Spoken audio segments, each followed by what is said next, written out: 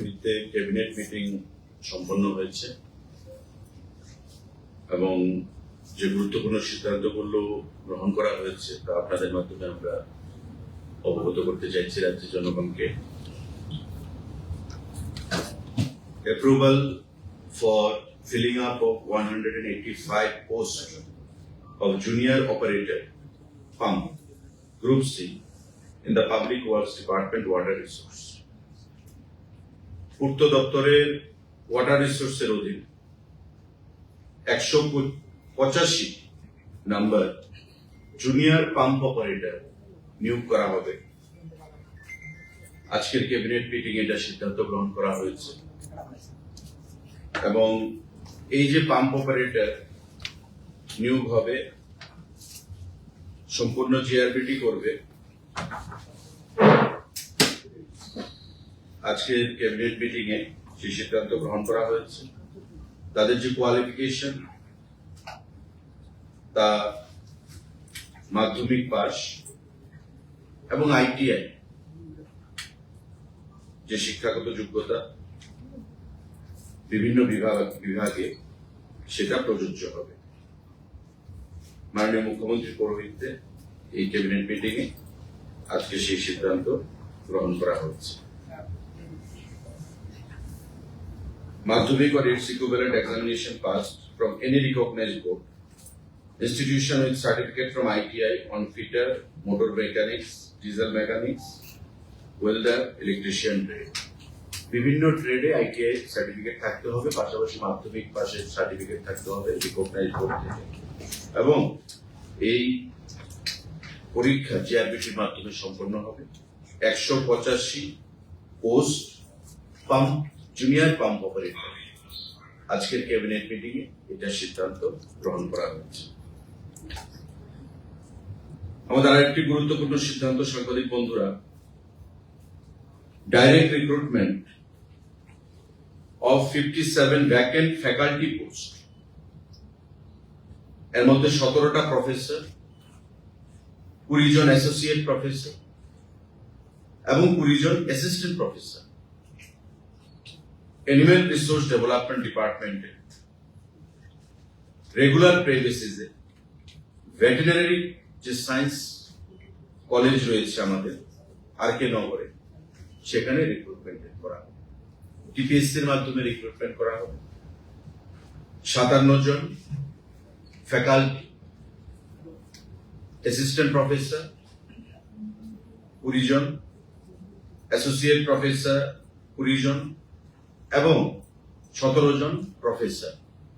এই 57 জন vacant post নিয়োগ করা হবে টিপিএসসির মাধ্যমে। আজকে ক্যাবিনেট বৈঠকে এটা সিদ্ধান্ত গ্রহণ করা হয়েছে। চাকরির ক্ষেত্রে আরেকটা গুরুত্বপূর্ণ সিদ্ধান্ত, proposal for filling up of 310 নং post of Tripura Engineering Service, Grade 5 and Tripura Engineering Service, Grade 5A and Grade 5B, Junior Engineer, Civil, Mechanical and Electrical under Public Works Department, Government of Tripura. PWD দপ্তরের অধীন total 310 খানা post junior engineer নিয়োগ করা হবে। তার মধ্যে Tripura engineering service grade 5A category এবং Tripura engineering service grade 5B category.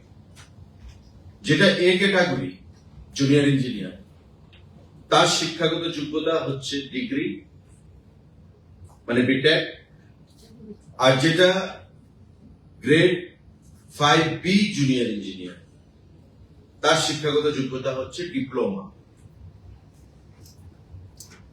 310 খানা পোস্ট, এর মধ্যে ডিগ্রি সহযোগে সিভিল 169 জন, মেকানিক্যাল 8 জন এবং ইলেকট্রিক্যাল 18 জন। টোটাল 195টা পোস্ট ডিগ্রি যারা ইঞ্জিনিয়ার হোল্ডার রয়েছে, ইঞ্জিনিয়ারিং এর ডিগ্রি হোল্ডার, টোটাল 195টা পোস্ট তাদের হবে জুনিয়র ইঞ্জিনিয়ার গ্রেড এ, আর যারা ডিপ্লোমা ইঞ্জিনিয়ার তাদের হবে সিভিলের 104, মেকানিক্যালের 5 এবং ইলেকট্রিক্যালের 6, টোটাল 115 জন। তারা হবে, তাদেরকেও জুনিয়র ইঞ্জিনিয়ার হিসেবে নিয়োগ করা হবে, কিন্তু তারা হবে গ্রেড বি। অর্থাৎ যাদের ডিগ্রি রয়েছে তারা হবে জুনিয়র ইঞ্জিনিয়ার গ্রেড 5A, আর যাদের ডিপ্লোমা রয়েছে তাদের বলা হবে junior engineer grade 5B। Total post 310 খানা টিপিএসসি এর মাধ্যমে নিয়োগ করা হবে। আজকের ক্যাবিনেট বৈঠকে এই সিদ্ধান্ত গ্রহণ করা হয়েছে। সাংবাদিক বন্ধুরা, আপনারা জানেন আমাদের রাজ্যে মেয়ে অস্মিতা দে, শ্রীমতী অস্মিতা দে ইতিমধ্যে ভারতবর্ষের গর্ব হিসেবে নিজেকে প্রতিষ্ঠিত করেছে। কমনওয়েলথ গেমসে গ্লাসগোতে স্বর্ণপদক জিতে জুডোতে, এবং আজকে সে ত্রিপুরাতে রয়েছে। রাজ্য সরকার 2.5 ঘন্টা জায়গা প্রদানের সিদ্ধান্ত সেটা গ্রহণ করেছে শ্রীমতী অস্মিতা দেকে, এবং তার যে premium proposal for waiving of allotment premium amounting to 33,50,239 for allotment of land measuring 0.0500 acres at Moja, Agartala sheet number 12 under Shodor subdivision in favor of Srimati Oshmita De, gold medalist in judo at the Commonwealth Games 2026 held at Glasgow for homestead purpose. ঘর নির্মাণ করার জন্য 2.5 ঘন্টার মতো জায়গা তাকে প্রদান করা হয়েছে। এই যে মোজা শীট নাম্বার আমি বললাম, অভিনবস্থিত কোন একটি জায়গা, এবং তার যে প্রিমিয়াম, যেহেতু অ্যালটমেন্ট, তার যে প্রিমিয়াম 33,50,239 টাকা, সেটা মুকুব করা হয়েছে। আজকের ক্যাবিনেট বৈঠকে এটা সিদ্ধান্ত গ্রহণ করা হয়েছে মাননীয় মুখ্যমন্ত্রীর পৌরোহিত্যে। 33,50,239 টাকা, এটা প্রিমিয়াম। অ্যালটমেন্ট দিলে আপনারা জানেন যে প্রিমিয়াম দিতে হয়, ওই অ্যালটমেন্টের প্রিমিয়াম সেটা। সাংবাদিক বন্ধুরা, আমাদের রাজ্যে সরকারি চাকরির ক্ষেত্রে পিআরটিসি বাধ্যতামূলক ছিল, এবং আমাদের সরকার আসার পর সেটা আমরা ম্যান্ডেটরি করেছিলাম যে কোনো অ্যাসপিরেন্ট চাকরির ক্ষেত্রে পিআরটিসি থাকতে হবে ত্রিপুরা রাজ্যে, পার্মানেন্ট রেসিডেন্ট সার্টিফিকেট। এই নিয়ে দিল্লির একজন বাসিন্দা ত্রিপুরা হাইকোর্টে মামলা করেছিল, এবং ত্রিপুরা হাইকোর্ট বলেছে যে এটা ভারতবর্ষের সংবিধানের আর্টিকেল 16(3) কে হিট করছে, কন্ট্রাডিক্ট করছে। সুতরাং রাজ্য সরকারকে সেটাকে রিভিউ করার জন্য নির্দেশ পাঠায় মাননীয় হাইকোর্ট। আজকের ক্যাবিনেট মিটিং এ পিআরটিসি যে direct recruitment under administrative control of government of Tripura, এটা ক্যান্সেলেশনের জন্য সিদ্ধান্ত হয়েছে। কিন্তু পাশাপাশি রিক্রুটমেন্ট রুলসে রাজ্যের যেটা পিআরটিসি বাধ্যতামূলক ছিল, এখন তার পরিবর্তে বাধ্যতামূলক করা হয়েছে the candidate must have completed regular schooling for at least 5 years in between class 1 to class 12 from a schools located in the state of Tripura. অর্থাৎ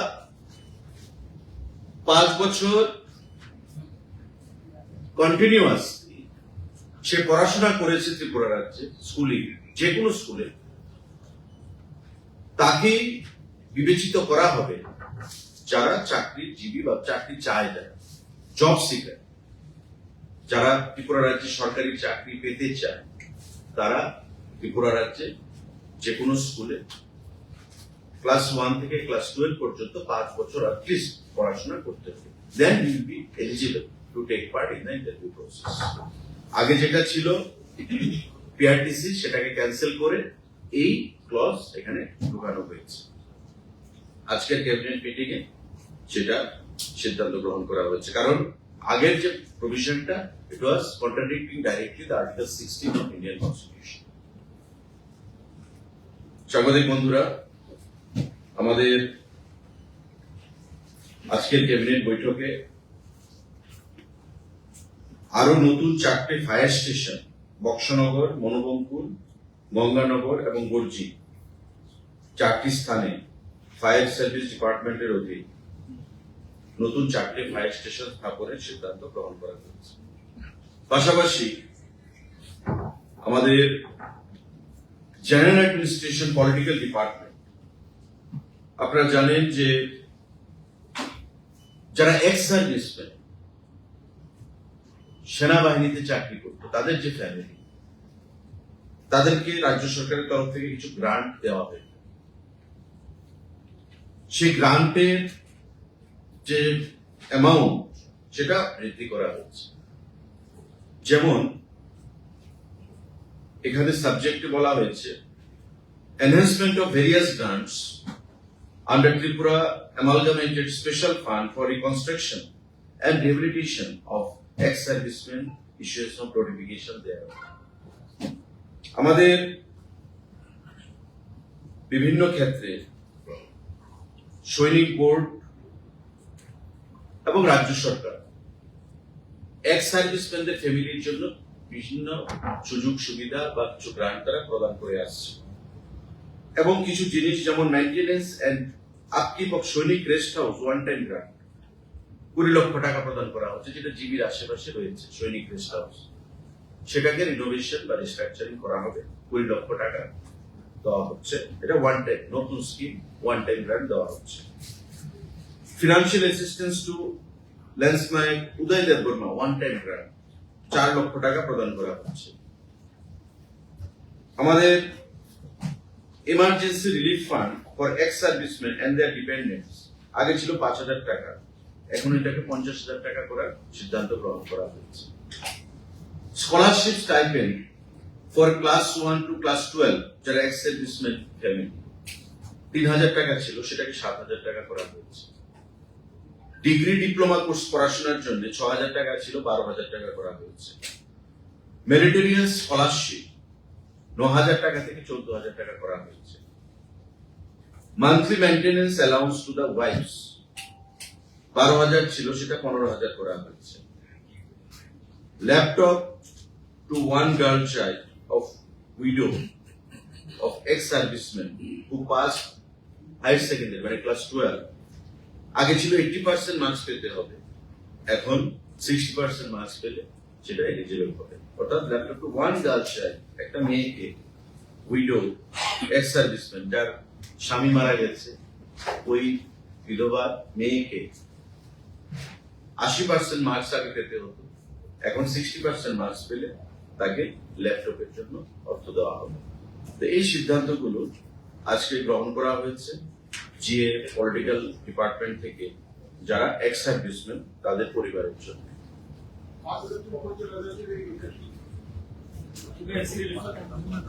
এটা হচ্ছে emergency relief fund for ex serviceman and their dependents. 5,000 ছিল, এটাকে 50,000 করা হয়েছে।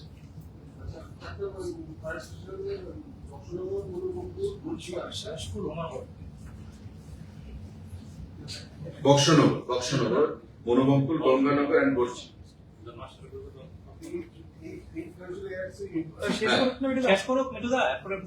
আজকের cabinet বৈঠকে এই সিদ্ধান্তগুলো গ্রহণ করা হয়েছে। সাংবাদিক বন্ধুদের যদি কোনো প্রশ্ন থাকে আপনারা সেটা করতে পারেন।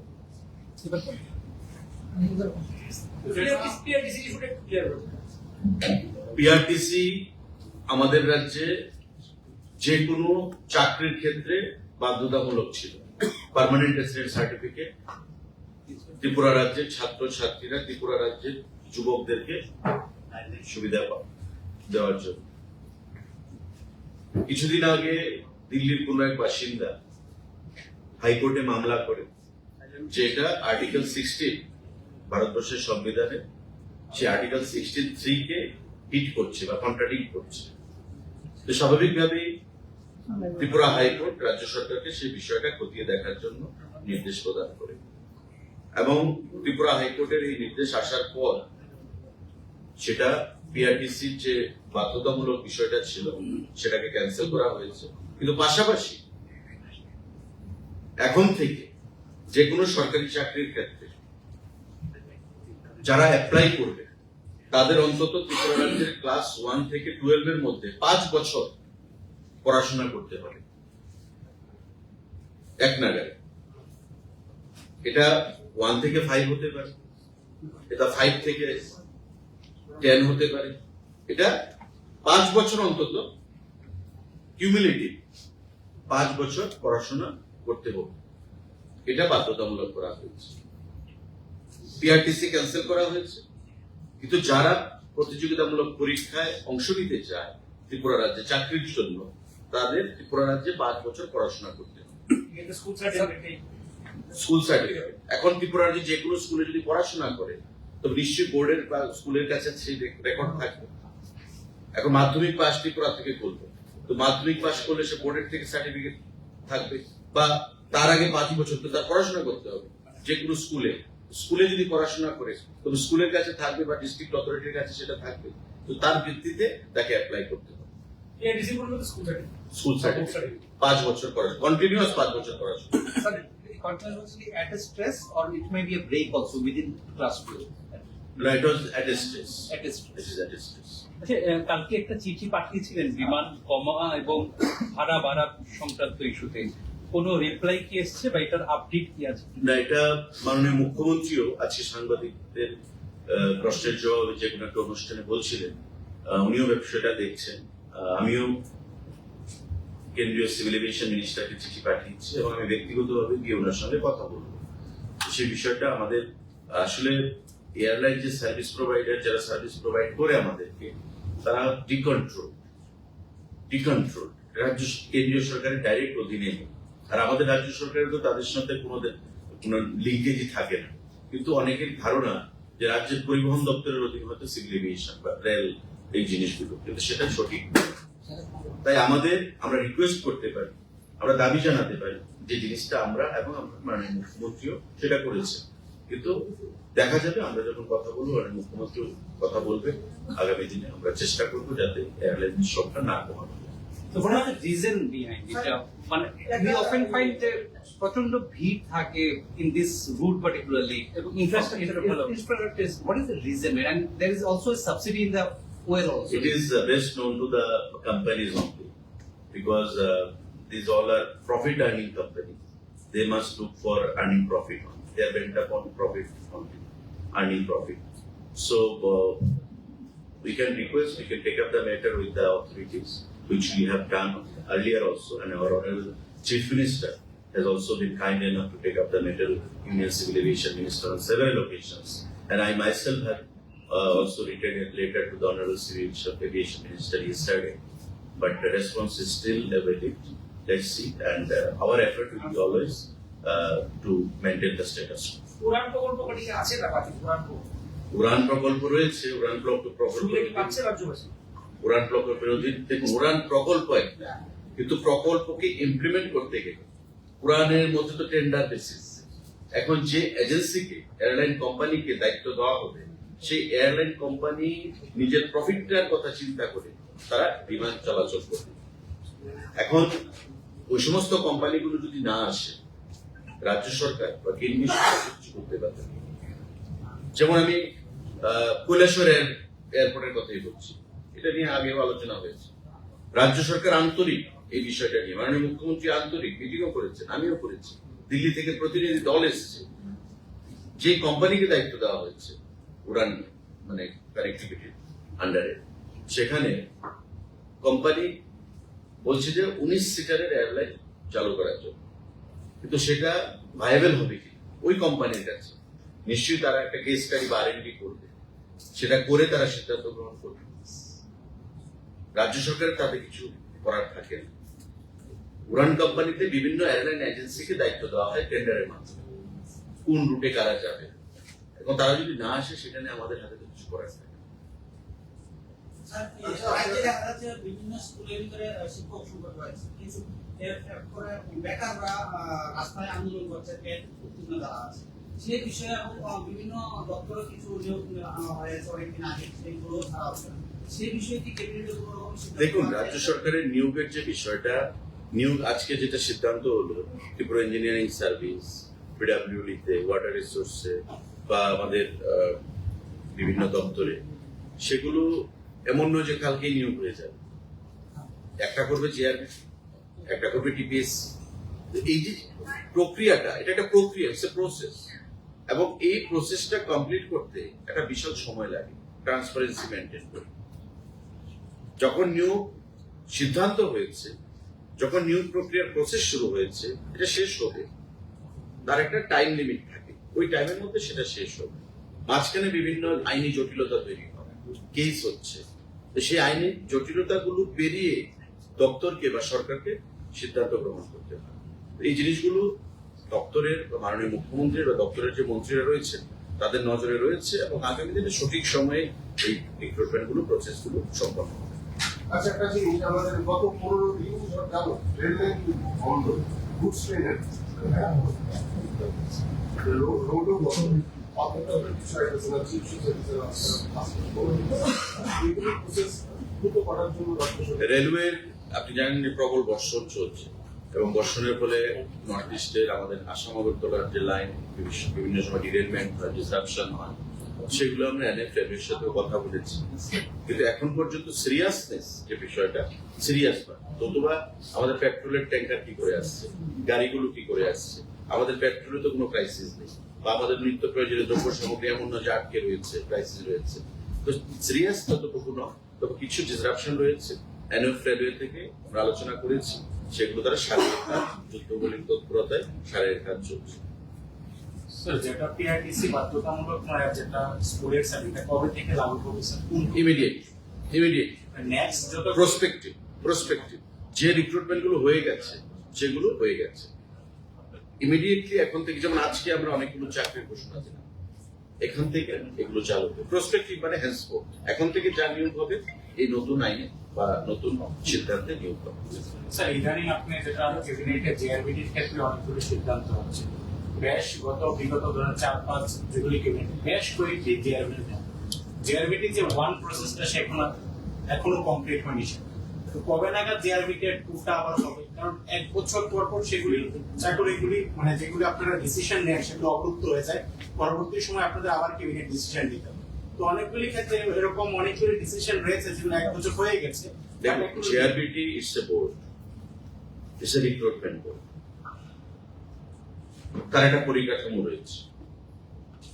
জিআরবিটি, আপনি সঠিক বলেছেন, এবং এই বিষয় নিয়ে আমাদের ক্যাবিনেটে মাননীয় মুখ্যমন্ত্রী পৌরোহিত্যে, মুখ্য সচিবের উপস্থিতিতে, মন্ত্রীদের উপস্থিতিতে আমাদের আলোচনা হয়েছে জিআরবিটিকে আরো স্ট্রেংথেন করার জন্য, এবং সরকার জিআরবিটিকে আরো স্ট্রেংথেন করবে আগামী দিনে, যাতে যেই প্রসেসটা শুরু হয়েছে সেটা সময়ে বা সময়ের আগে যেন সম্পন্ন করা যায়। জিআরবিটি এমন নয় যে আজকে আমরা 100টা বা 200টা রিক্রুটমেন্টের জন্য আমরা রিকুইজিশন পাঠালাম সরকারের তরফ থেকে, জিআরবিটি কালকে থেকে এটা প্রসেস শুরু করে দেবে। জিআরবিটি একসঙ্গে 2-4-5 হাজার যখন একুমুলেশন হবে, একসঙ্গে তাদের কাছে জমা করবে রিকুইজিশন, তখন জিআরবিটি রিক্রুটমেন্টের জন্য অ্যাডভার্টাইজমেন্ট করবে। তো এটা করতে গিয়ে ফিনান্সের অ্যাপ্রুভাল নিয়ে, জিএপিইটির অ্যাপ্রুভাল নিয়ে, ক্যাবিনেট করে, আপনার প্রসেস করে যখন দপ্তর থেকে পাঠানো হবে, একটার পর একটা দপ্তর জিআরবিটি কে পাঠাবে। তো GRBT has to wait up to certain period of time for accumulation of a good number of candidates. তারপর তারা অ্যাডভার্টাইজমেন্টে যাবে। 100, 200, 300, 400 জন্য জিআরবিটি রিক্রুটমেন্ট করবে। পোস্টগ্রাজুয়েশনের পরে তো বলতে নির্দিষ্ট সময়ে নিয়োগ না হলে পুলিশ হয়ে যায়। নির্দিষ্ট সময়ে না, এগুলো যেমন আজকে একটা ক্যাবিনেট, আমি আপনাকে বলি, ফায়ার সার্ভিসের ফায়ারম্যান এবং ড্রাইভার রিক্রুটমেন্টের সেখানে একটা ফাইল এসেছিল, মানে প্রপোজাল কি, recreation and filling up of 339টা পোস্ট। আমার ইনিশিয়াল ধারণা ছিল এটা হয়তো নতুন হবে, কিন্তু আমার একটু কনফিউশন ছিল। আমি যখন স্পেশাল সেক্রেটারি ফায়ার সার্ভিস, কেউ যখন ফোন করে আমি জানলাম, এবং নোটটা যখন আমি পুরো ডিপার্টমেন্টের, ধরুন একটা বড় নোট ভলিউম থাকে, আমি মোটামুটি যখন পুরোটা পড়লাম, তখন দেখলাম যে এটা যেটা 2022-23 সালে যেটা রিক্রুটমেন্ট প্রসেস শুরু হয়েছিল সেটারটা এটা অলরেডি পোস্ট ল্যাপস হয়ে গেছে। তারা আবার ক্যাবিনেটের মাধ্যমে ফিনান্স হয়ে জিএপিএনটি হয়ে তারা এটাকে আবার রিক্রিয়েট করেছে। ফিনান্স তো অলরেডি অ্যাপ্রুভাল দিয়ে দিয়েছে আগে, কিন্তু যেহেতু অ্যাপয়েন্টমেন্ট হয়নি তাই আবার পোস্ট রিক্রিয়েট করা হয়েছে, কিন্তু প্রসেস কিন্তু রিক্রুটমেন্টে চলছে। It is in final shape, on the verge of completion. Merit list out হয়ে গেছে, এখন ভাইবা বসে চলছে। একটার হবে 18 তারিখ, আরেকটার তো এই মাসেই দুটো। ফায়ারম্যান এবং ড্রাইভার ফায়ার সার্ভিস প্রায় 339 খানার মতো প্রশ্ন। এগুলো দপ্তর যদি ল্যাপস হয়ে যায় রিভ্যালিডেট করার প্রসেস রয়েছে বা রিক্রিয়েশনের প্রসেস রয়েছে। এত আতঙ্কিত হবেন না। আপনি পোস্ট ক্রিয়েট করলেন আজকে এক বছর একটা ফিনান্সিয়াল ইয়ার। যদি এক বছরের মধ্যে না হয় এটা আবার রিক্রিয়েট করতে হয় বা রিভ্যালিডেট করতে হয়। রিভ্যালিডেট করতে হয় টাকা পয়সার ক্ষেত্রে, অ্যামাউন্ট ফিনান্সের ক্ষেত্রে, আর পোস্টের ক্ষেত্রে সেটাকে রিক্রিয়েট করতে হয়, যেটা আজকে করিয়ে নিয়েছে তারা। এটা রিক্রুটমেন্ট প্রসেসে এটা কোনো হিন্ডারেন্স হবে না। যেটা রিক্রুটমেন্ট চলছে কিন্তু যেহেতু ওই টাইমের মধ্যে অ্যাপয়েন্টমেন্ট দেওয়া যায়নি তাই পোস্টটাকে আবার রিক্রিয়েট করে নেওয়া হয়। Sir, like IAS and IPS, why can't JRBT also have at least a yearly routine that at a fixed date they'll have an examination? Why can't that be created? At least in a- Like UPSC means. Yeah. See, UPSC is a vast body.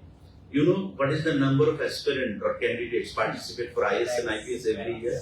It's more than 22 lakhs, 23 lakhs. So the number is huge. UPSC can bank on that. But JRBT cannot bank on a bigger amount or bigger figure of 200 and 300 and 400. They can wait at least for a sizable figure of 3,000, 4,000 or 5,000, which happened earlier when we started the I process was of talking JRBT. not only the teachers recruitment also, because Right. every day there are those who go for completion of their terms. Exactly. There are teachers, the schools are running without teachers. That is also a fact. But since your government want to go for quality education, better education system, why can't that be done in a See, regular basis, teachers? There is constraint of fund. There is constraint of fund. You understand? No? There is constraint of fund.